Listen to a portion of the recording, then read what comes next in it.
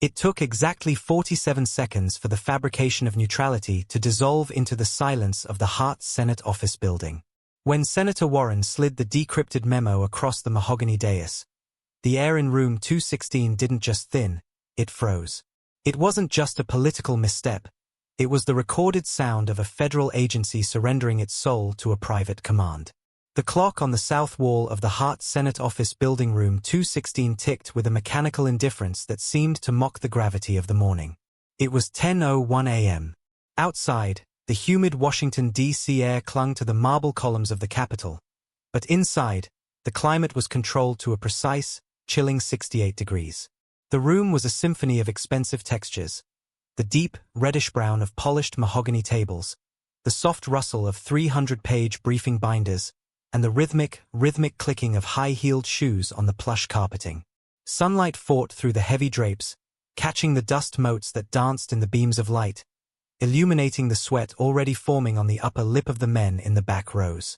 Senator Elizabeth Warren sat at the center of the elevated dais, her frame small against the massive walnut backdrop but her presence dominating the floor. She did not look at the cameras. She did not look at the gallery. Her focus was downward, her glasses perched on the edge of her nose as she reviewed a single sheet of paper encased in a plastic evidence sleeve. Beside her, a young staffer leaned in, whispering a final confirmation. The senator simply nodded, her jaw set in a line of architectural rigidity. Across from her, seated at the witness table, was the man of the hour. He sat straight-backed, hands folded over a leather folder, attempting to project the calm of a seasoned bureaucrat. But the cinematic eye caught what the wide-angle lens missed: the slight, rhythmic drumming of his left index finger against the grain of the table. The silence in the room was not empty.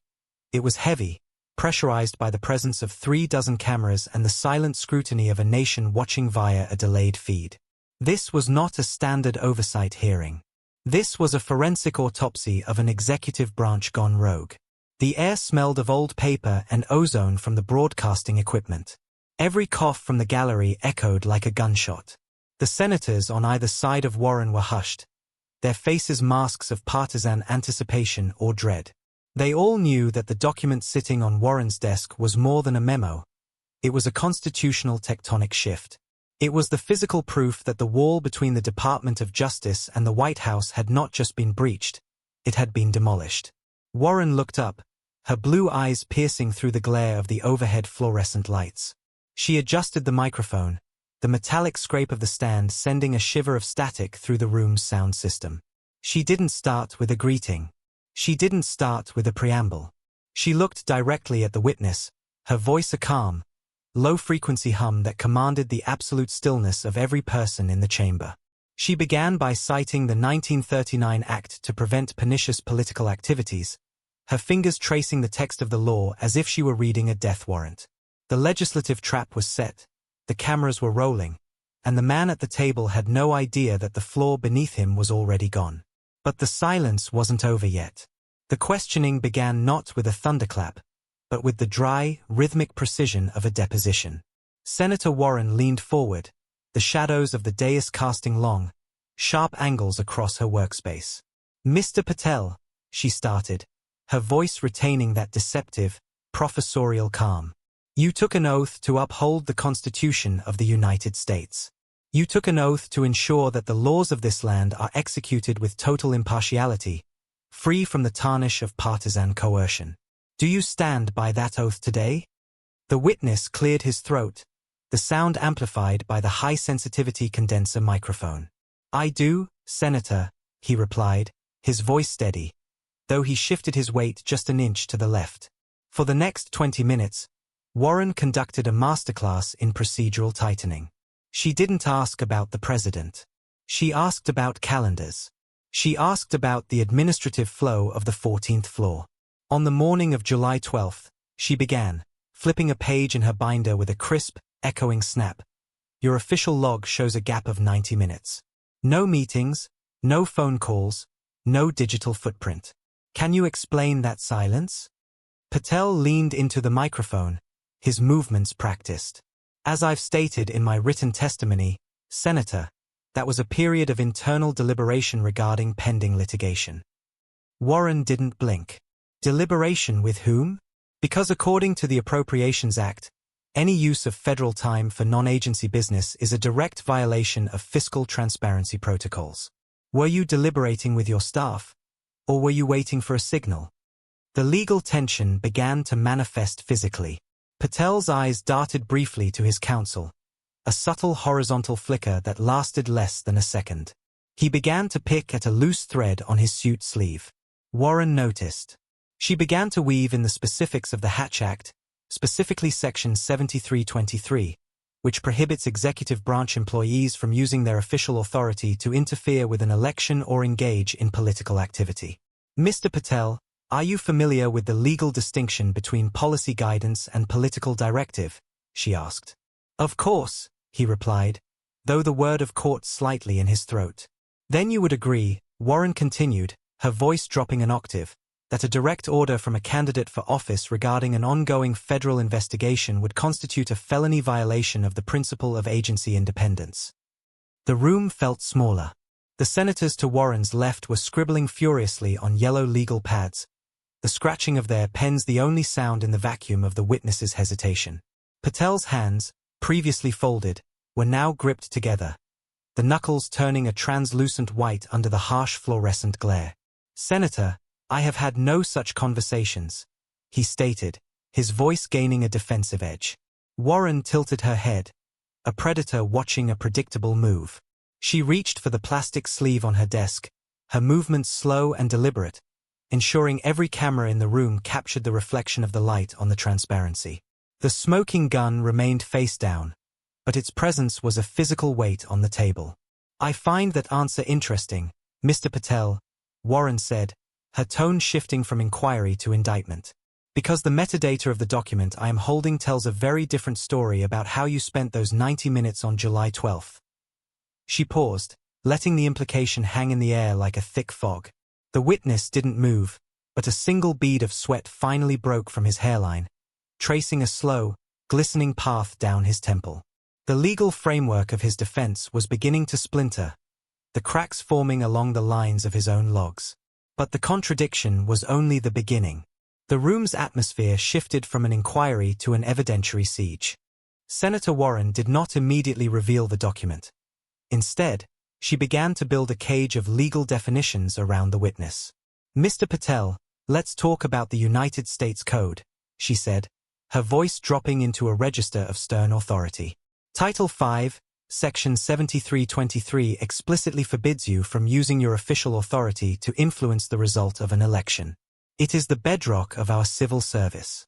Without it, the Department of Justice is nothing more than a private law firm for whichever politician occupies the Oval Office. She paused, allowing the weight of the statute to settle over the mahogany table. If you were to receive a direct instruction to prioritize a specific investigation from a political candidate, not a sitting president acting through official channels, but a candidate, would that not be a clear violation of the Hatch Act? Patel's response was calibrated, his words chosen with the desperate precision of a man walking a tightrope in a gale. Senator, the interpretation of the Hatch Act is often subject to the context of administrative duties. I have always acted within the scope of my delegated authority. Delegated by whom? Warren shot back, the speed of the rebuttal causing Patel to blink. The Appropriations Act of 2023 specifically limits the funding of your office to activities authorized by the Attorney General. It does not authorize the use of taxpayer dollars to facilitate private phone calls with a former president's campaign headquarters. I have here a series of internal memos, flagged by the Inspector General's office, that suggest a different chain of command. She lifted a second folder, this one thick with redacted pages. These memos describe priority targets that appear nowhere in the DOJ's annual performance plan. In fact, they align perfectly with a private list of political rivals mentioned in a rally speech on July 11th. The visual narrative of the room intensified. A photographer in the front row captured the reflection of the blue and white DOJ seal in Patel's trembling water glass. Behind the witness, his legal counsel scribbled a note in frantic, jagged cursive and slid it across the table. Patel didn't look at it. He was staring at the stack of memos in Warren's hand. The smart USA style of storytelling demanded the audience see the gears of the machine grinding to a halt. The camera eye lingered on the beads of moisture on the stainless steel microphone neck. Let's look at the Fourth Amendment implications, Mr. Patel, Warren continued, her tone sharpening. The FISA Section 702 database was queried 3 times during that 90-minute gap on July 12.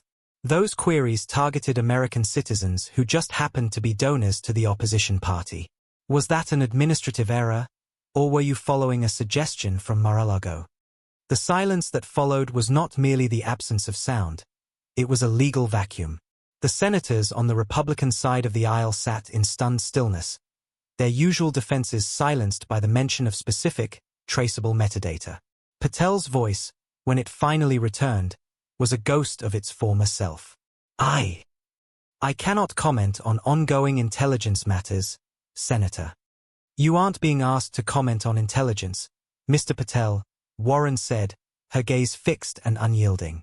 You are being asked to explain why the federal government's most powerful surveillance tools were being treated like a private investigative service for a political campaign. She leaned back, the leather of her chair creaking, a sound that felt as loud as a gavel in the hushed room. The paper trail was no longer a theory. It was a map, and every line led back to a single source of gravity. But the paper trail was only the bridge to the 47 seconds that would change everything. The air in the room seemed to vanish as Senator Warren reached for the plastic-encased document she had ignored for 2 hours. This was the transition from cross-examination to execution. Mr. Patel, she said, her voice dropping to a cold, predatory whisper that forced the gallery to lean forward in unison. Under the Due Process Clause of the Fifth Amendment, every American is guaranteed a government that does not use the machinery of the law as a partisan weapon. You have testified today, under penalty of perjury, that you received no direct orders from Donald Trump or his campaign. You have stated your actions were independent. She paused, the silence stretching, agonizing. I am now entering into the record Exhibit 14B. She slid the paper across the mahogany table. It wasn't a memo. It was a high-resolution photograph of a private encrypted message, intercepted by a whistleblower within the Secure Communications Wing of the DOJ. The timestamp was July 12, 10:42 a.m. The sender was an alias known to be used by the former president's private chief of staff. The message was 3 lines. DP wants the FISA filing on the donor list by noon. No excuses. He's watching. Then came the 47 seconds. Patel looked down at the paper. For the first 5 seconds, he simply stared, his brain seemingly unable to process the physical manifestation of his own undoing. At 10 seconds, his left hand began to tremor, a visible, violent shake that caused the paper to rattle against the table. A sound picked up by the microphones like the flutter of a dying bird's wing. At 20 seconds, he looked up, his mouth opening as if to speak, but no sound emerged. His legal counsel leaned in, whispering frantically, but Patel was gone. He was no longer a high-ranking official. He was a man realizing the prison cell was already built around him. At 35 seconds, the silence became deafening. The ticking clock on the wall seemed to sync with the visible pulse in Patel's neck. Warren didn't break the silence. She let the weight of the constitutional failure hang in the air, allowing the cameras to capture every bead of sweat and every frantic blink.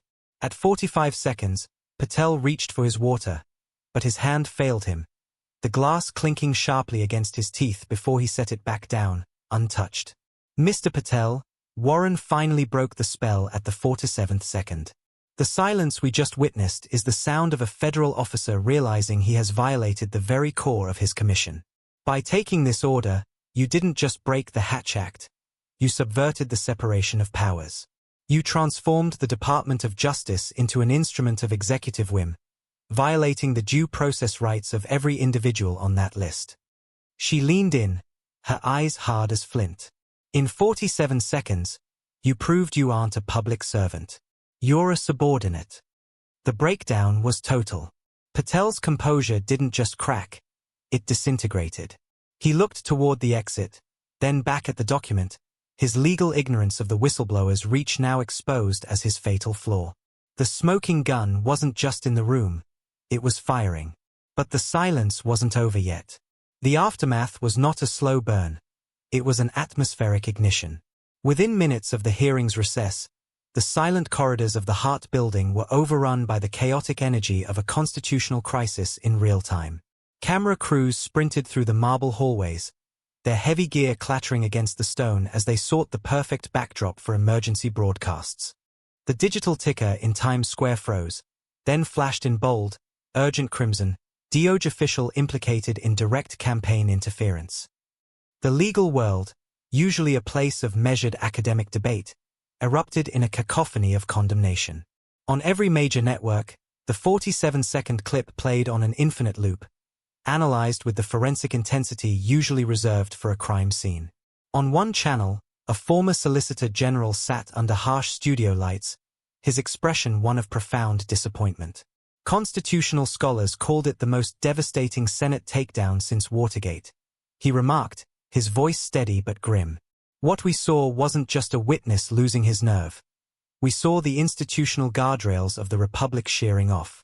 For 47 seconds, America watched competence collapse. The visual of Patel's shaking hand became the defining image of the year, a meme of institutional fragility that bypassed political lines and struck at the heart of public trust. The consequences within the Department of Justice were immediate and surgical. By 4 p.m., the FBI's Office of Professional Responsibility had moved to secure Patel's hard drives, while the Deputy Attorney General issued a memo distancing the agency from the unauthorized communications revealed in Room 216. Outside the building, a small but growing crowd of protesters gathered, their signs demanding the restoration of the wall between the White House and the DOJ. Legal experts on the nightly news began discussing the inevitability of a special counsel, citing the clear violation of the Administrative Procedure Act and the potential for a massive class action lawsuit from the targeted donors. This is the end of the shadow mandate, one anchor declared, looking directly into the lens. The myth of the independent bureaucrat has been shattered by a single encrypted message. The public reaction was a mixture of cynical vindication and genuine alarm. For many, it was the final proof that the mechanisms of the state had been weaponized. For others, it was a terrifying glimpse into how easily the rule of law could be traded for political favor. The institutional fallout was spreading, threatening to pull more high-ranking officials into the vacuum created by Patel's silence. But the silence wasn't over yet. The evening sun cast long, orange shadows across the empty hearing room, turning the mahogany tables into dark islands in a sea of shadow. The janitorial staff moved in silence, the soft whir of vacuums replacing the sharp interrogation of the afternoon. On the dais, a forgotten yellow legal pad remained, a single sentence circled 3 times in blue ink. The law is not a suggestion. The high-stakes theater had ended, leaving behind a hollow stillness that felt more profound than the noise of the media frenzy outside. In the marble hallways of the Capitol, the echo of footsteps seemed to carry the weight of 2 centuries of precedent, now suddenly feeling as fragile as the paper it was written on. This was the quiet reality of a constitutional fracture. While the headlines screamed of scandal and the internet parsed the 47-second collapse into digital dust, the institutional damage was being measured in the hushed offices of the DOJ and the quiet corridors of the Supreme Court. Law is, at its heart, a collective act of faith, a belief that the person across the table serves the office, not the man. When that faith is broken by a single encrypted message and a shaking hand, the repair is not a matter of a few news cycles. It is a generational labor. The smoking gun had done more than expose a single official. It had exposed the vulnerability of the Republic's immune system to the virus of absolute loyalty. As the city lights of Washington flickered to life, reflecting off the Potomac with a deceptive calm, the legacy of the Warren Patel hearing began to settle into the history books. It would be studied in law schools not as a triumph of politics, but as a warning of administrative decay. The legal logic was clear. When the Fifth Amendment is treated as a hurdle rather than a shield, the very definition of a citizen changes. The fallout would continue for years, through indictments and reforms, but the moral clarity of that afternoon in Room 216 remained untarnished by the passage of time. The narrator's perspective pulls back, rising above the dome of the Capitol, looking down at the grid of power that defines the American experiment. The lights are on in the West Wing, and the lights are on in the Dirksen building, Two pillars of power that are supposed to be connected by law but separated by duty. In the end, the hearing wasn't about a memo or a donor list. It was about the simple, terrifying realization that the guardrails are only as strong as the people holding them. Washington doesn't punish ignorance. It replaces it. Some careers end in scandal. His ended in silence.